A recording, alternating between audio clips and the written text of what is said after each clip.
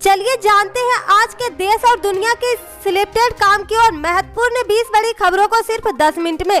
पर अभी तक आपने इस वीडियो को लाइक नहीं किए हैं तो लाइक कर दीजिए और चैनल पे नए हैं तो चैनल को सब्सक्राइब कर लीजिए और साथ में बेल आइकन भी प्रेस कर लीजिए और वीडियो को ज्यादा से ज्यादा शेयर कीजिए। चलिए तो बढ़ते हैं खबरों की ओर।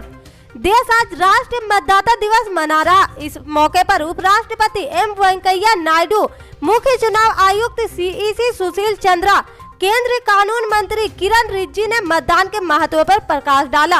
वहीं कांग्रेस नेता राहुल गांधी ने फर्जी मतदान को लेकर तंज किया।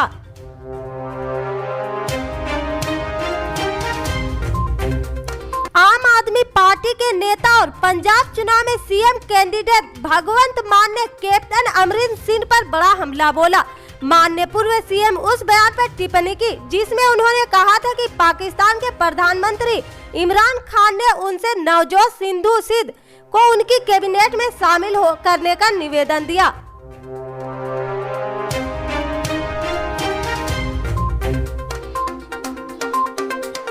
पंजाब कांग्रेस उम्मीदवारों के बचे हुए 31 नामों को लेकर प्रदेश कांग्रेस अध्यक्ष नवजोत सिद्धू और CM चरणजीत सिंह चन्नी में ठनी। सूत्रों के मुताबिक इसी वजह से CEC की बैठक में इन नामों पर नहीं बन सकी सहमति। नामों पर सहमति बनने के लिए अब 3 नेताओं की कमेटी बनाई जाएगी।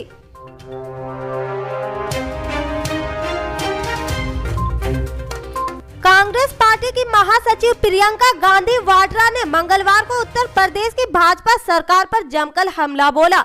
उन्होंने कहा कि यह आवश्यक है कि चुनाव विकास के मुद्दों पर ही लड़े जाए। कांग्रेस ने उत्तर प्रदेश में गलत रास्ता अख्तियार करने से इनकार कर दिया। प्रियंका ने कहा कि महिलाओं को एक अलग राजनीतिक इकाई के तहत मतदान करना चाहिए। यही समय है कि वह अपने अधिकारों को समझे और राजनीति के मैदान में अपने उचित स्थान की मांग करे।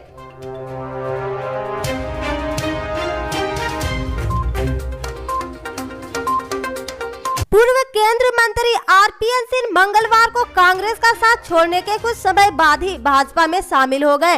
कांग्रेस पार्टी ने सिंह के इस्तीफे पर सख्त प्रतिक्रिया दी और कहा कि जो युद्ध कांग्रेस लड़ रही उसे केवल बहादुरी से लड़ा जा सकता है। कायर यह जंग नहीं लड़ सकते। उत्तर प्रदेश समेत 5 राज्यों में विधानसभा चुनाव से ठीक पहले सिंह के इस्तीफे से कांग्रेस को बड़ा झटका लगा। कुशीनगर से पूर्व सांसद सिंह ने ट्विटर पर इस फैसले की जानकारी दी और इसे अपने लिए नई शुरुआत बताया।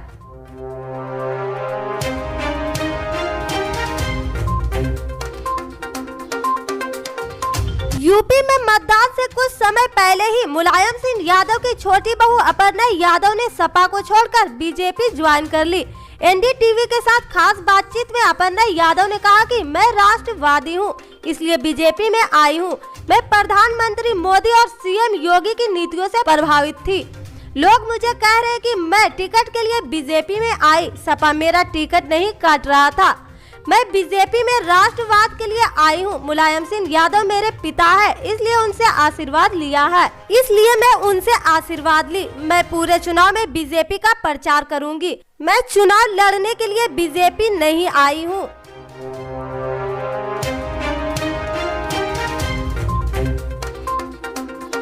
गणतंत्र दिवस पर जीवन रक्षा पदक श्रृंखला पुरस्कार 2021 के लिए 51 व्यक्तियों का चयन किया गया। इसमें 6 सर्वोत्तम जीवन रक्षा पदक, 16 उत्तम जीवन रक्षा पदक और 29 जीवन रक्षा पदक शामिल है। इसके अलावा 5 पुरस्कार विजेता मरणोपरांत दिए गए। पुरस्कारों की यह श्रृंखला किसी व्यक्ति को जीवन को बचाने के सराहनीय कार्य के लिए दिया जाता है।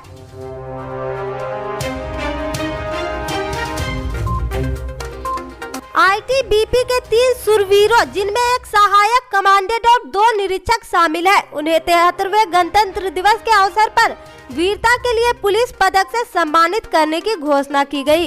ये तीनों पदक एंटी नक्सल ऑपरेशन के अंतर्गत मिले हैं। ऑपरेशन के दौरान अशोक कुमार सहायक सेनानी, सुरेश लाल और नीली सिंह उप निरीक्षक, ये तीनों ITBP की 40वीं वाहिनी में तैनात थे।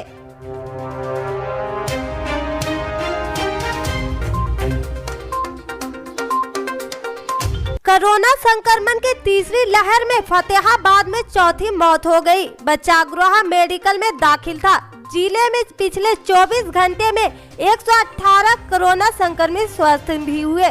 वहीं जिले में 556 पॉजिटिव केस आए हैं।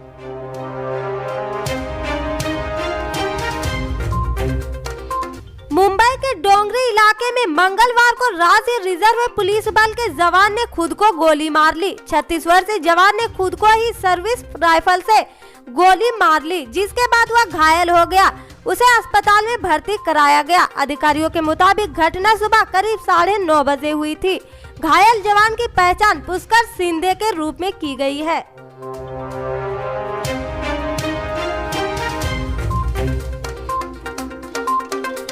दिल्ली पुलिस को अल कायदा के आतंकियों की तलाश है। ये आतंकी गणतंत्र दिवस कार्यक्रम में बाधा डाल सकते हैं, लिहाजा दिल्ली की प्रमुख जगहों पर पोस्टर लगाए जा रहे हैं। कनॉट प्लेस के हनुमान मंदिर के पास पुलिस कर्मी बाकायदा अपने हाथों में पोस्टर लेकर लोगों से अपील कर रहे हैं, अगर यह आतंकी कहीं नजर आए तो जरूर सूचित करें। इसके अलावा कनॉट प्लेस और दिल्ली के दूसरे संवेदनशील जगहों पर पोस्टर लगाकर लोगों को सचेत के साथ साथ जानकारी देने के लिए प्रेरित किया जा रहा।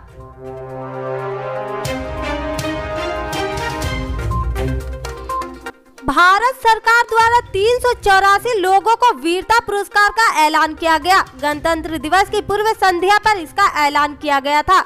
बता दें कि ओलंपिक में स्वर्ण पदक विजेता नीरज चोपड़ा को परम विशिष्ट सेवा मेडल से सम्मानित किया जाएगा। साथ ही 12 शौर्य चक्र, 29 परम विशिष्ट सेवा मेडल, 4 उत्तम युद्ध सेवा मेडल, 13 युद्ध सेवा मेडल और 122 विशिष्ट सेवा मेडल से वीरों को सम्मानित किया जाएगा।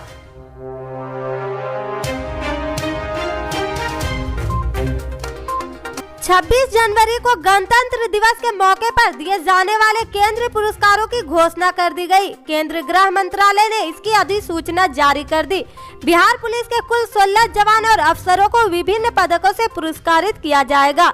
बिहार के 2 सीनियर पुलिस अफसर को विशिष्ट सेवा के लिए राष्ट्रपति का पुलिस पदक दिया जाएगा, जबकि 14 पुलिस अधिकारियों व कर्मियों को सराहनीय सेवा के लिए पुलिस पदक दिया जाएगा।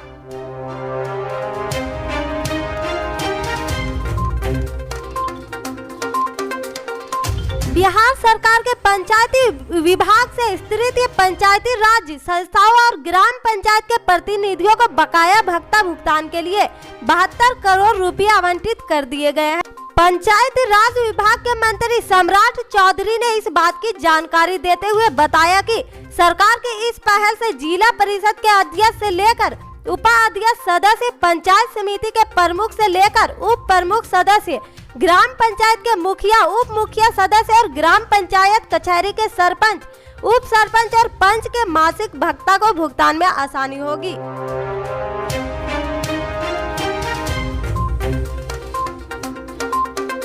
भाषा के नाम पर चल रहे विवाद के बीच सूबे के शिक्षा मंत्री जगन्नाथ महतो ने एक बड़ा बयान दिया। उन्होंने कहा कि राज्य में हर हाल में स्थानीय नीति बनेगी, वहीं इसका आधार 1932 का खतियानी होगा। जब तक इसे लागू नहीं करेंगे तब तक चैन की नींद नहीं लेंगे।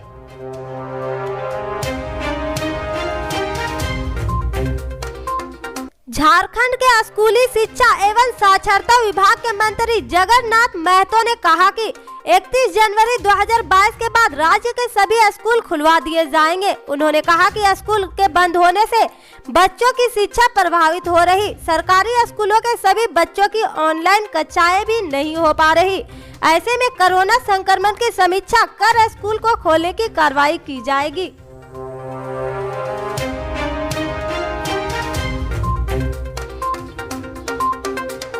कोरोना के मामले लगातार कम हो रहे। दिल्ली में सोमवार को कोरोना वायरस संक्रमण के 5,760 नए मामले सामने आए। इस बीमारी से 30 और मरीजों की मौत हो गई, जबकि संक्रमण दर गिरकर 11.89% हो गई। स्वास्थ्य विभाग की ओर से जारी आंकड़ों में यह जानकारी दी गई। स्वास्थ्य विभाग के बुलेटिन के अनुसार राजधानी में पिछले दिन 48,488 नमूने की कोविड जांच की गई, जबकि शनिवार को 59,022 जांच की गई थी।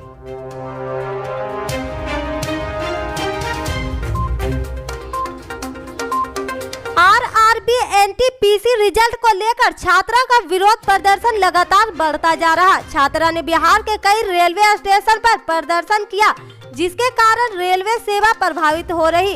उम्मीदवारों का कहना है कि परीक्षा के रिजल्ट को लेकर धांधली हुई। मंगलवार को भी सीतामढ़ी रेलवे स्टेशन पर सैकड़ों की संख्या में छात्रा ने प्रदर्शन किया। की खबरों को जानने के लिए जुड़े रहे हमारे राइट न्यूज के साथ। जय हिंद।